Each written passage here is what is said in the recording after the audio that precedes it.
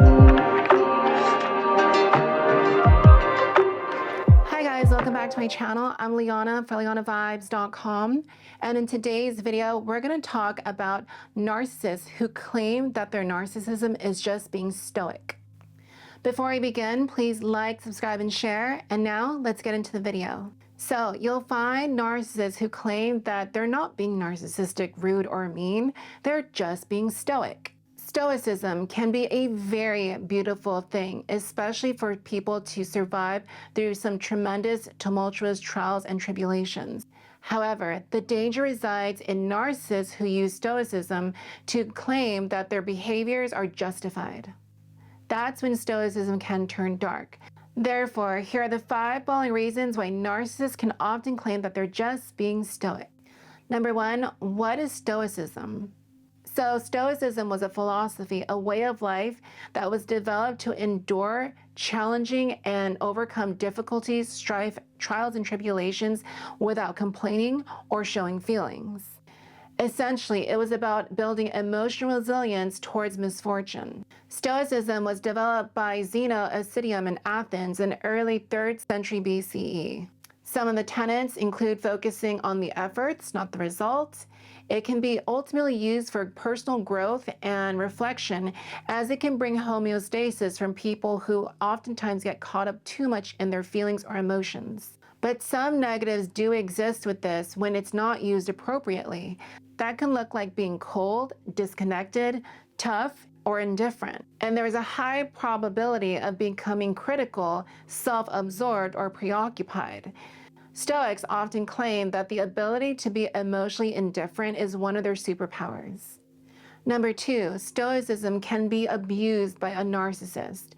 Because narcissists are fundamentally with high insecurity and very, very low empathy, or none at all, their ability to be emotionally available is lost. Narcissists are unable to build emotional rapport, emotional attunement, or availability.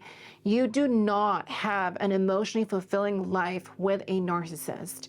You will not feel heard, seen, acknowledged, or understood, because the importance of a narcissist within their grandiosity makes everything about them. And sometimes this isn't so obvious. Sometimes it's when you find yourself where they'll just dip in and show you a little bit of emotional availability, but they reel you back in saying, well, now let's focus the attention all on me. Let's focus on my wins and my experiences and what I'm feeling, without having the capacity to hold space for your own experience, your feelings. No ability for introspection or self-reflection. A narcissist cannot see that their stoicism is being misguided and misused to excuse their dysfunction. Number 3, emotional neglect is abuse.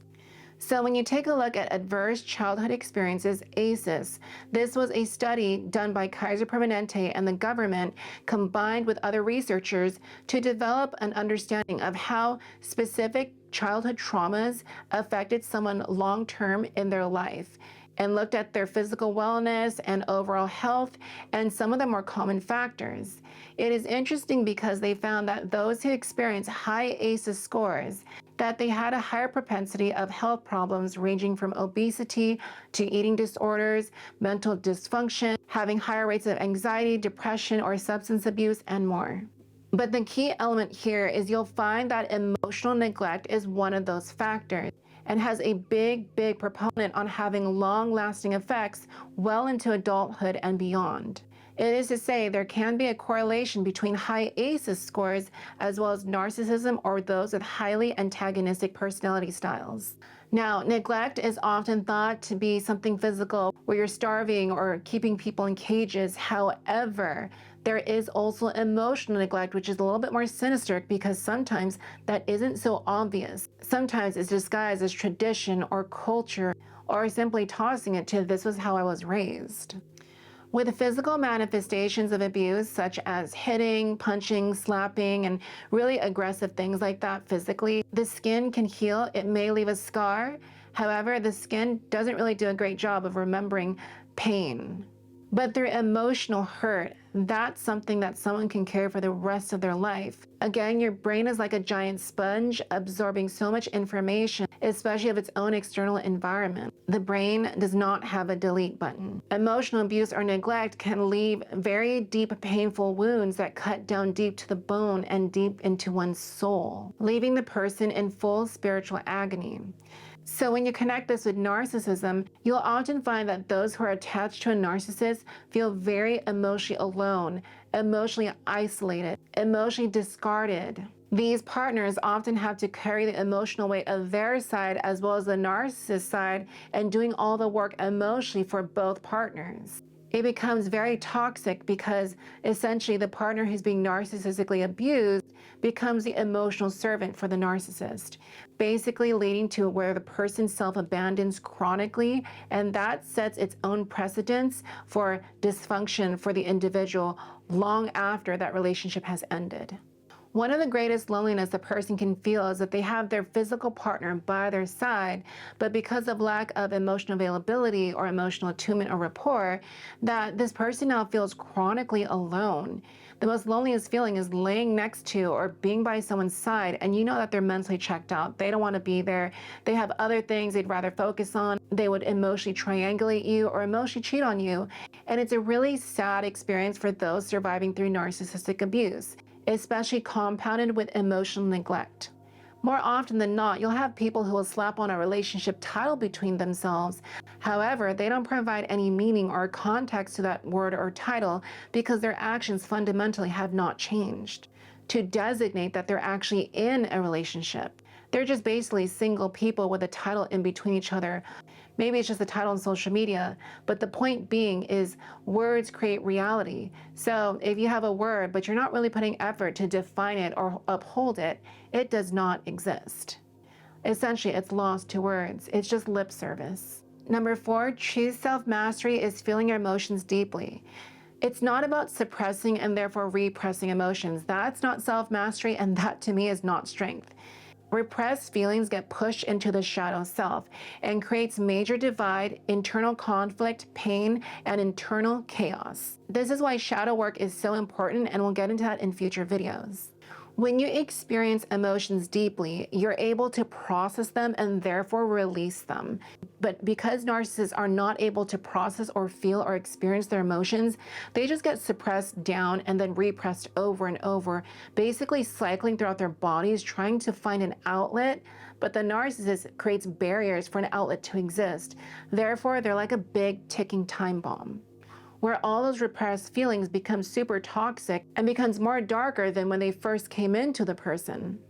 Remember that repressed feelings are the situations and experiences that we tend to ruminate deeply on.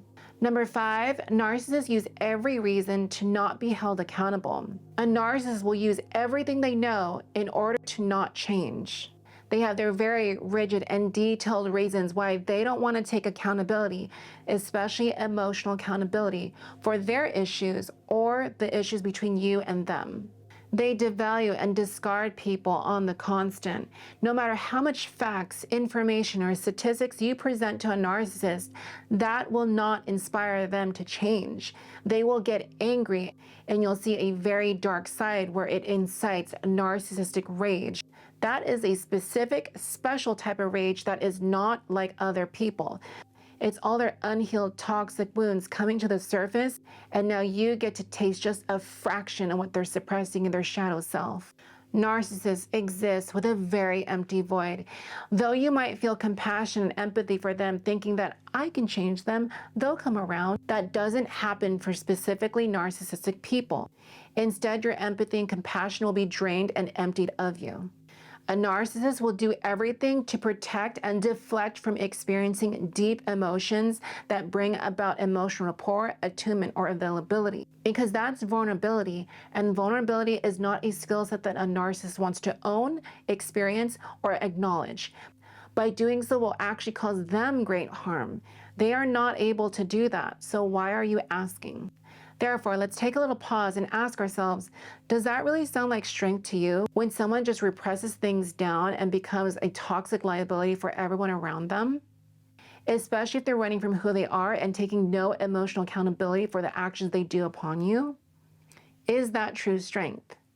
Let me know in the comment section below. Thus, a narcissist can easily project an image of strength, virtue, and stoicism. And while these things alone can be powerful if used appropriately, the context of who is using and applying it is very important. In the hands of a narcissist, stoicism is turned ugly, dark, and reprehensible, manipulative, and dangerous, because they will use that to dominate, devalue, diminish, and abolish you. And in doing so, they can then throw back in your face of how unhinged you are. Narcissists are very well known on causing great dysfunction, disharmony, and distrust, and then blaming you for their reaction. It's a sick, twisted game, but they cannot recognize that. The issue becomes when you start believing their reality as your reality. Have you ever dealt with a narcissist and they claimed, I'm not a narcissist, I'm just stoic? Let me know in the comment section below. I'd love to hear from you. And please visit me at www.lianavibes.com if you want to work one-on-one on some coaching. Until next time, I'll catch you on the next video. Stay well and vibe well.